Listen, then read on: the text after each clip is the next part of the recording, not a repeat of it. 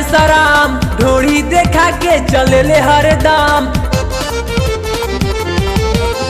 लागे शरम ना बिया बेसराम ढोली देखा के चले ले हरदम। सगरी हल्ला करा गइल रे शहर से जाके देहात में छौड़ी डोरी में छेदा करा गइल रे। शहर से जाके देहात में छौड़ी डोरी में छेदा करा गइल रे। लागे शरम ना बिया बेसराम ढोली देखा के चले ले हरदम। सगरी हल्ला करा गइल रे शहर से जाके देहात में छौड़ी डोरी में छेदा करा गइल रे। शहर से जाके देहात में छौड़ी डोरी में छेदा करा गइल रे।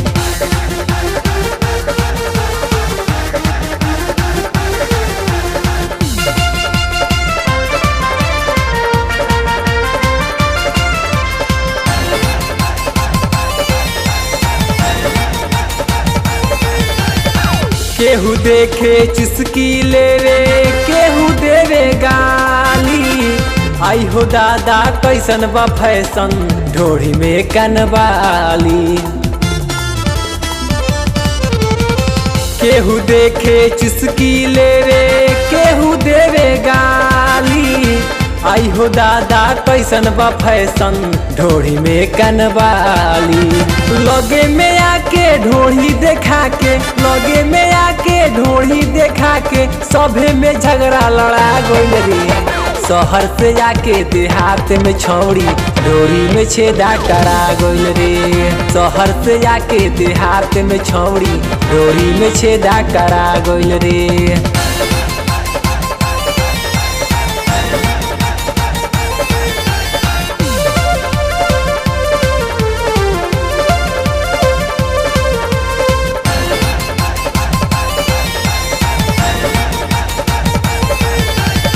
बुढ़ो सबके मन पनियाता देखी के डिजाइन हो। नवही सन ढोड़िए पैन का कैले बा कचवाइन हो। बुढ़ो सबके मन पनियाता देखी के डिजाइन हो। नवही सन ढोड़िए पैन का कैले बा कचवाइन हो। ढोगी फकीर त लगौले बा भी ढोगी फकीर त लगौले बा भी निमन चस्का धरा गइल रे। शहर से जाके देहात में छौड़ी डोरी में छेदा करा गइल रे। शहर से जाके देहात में छौड़ी डोरी में छेदा करा गइल रे।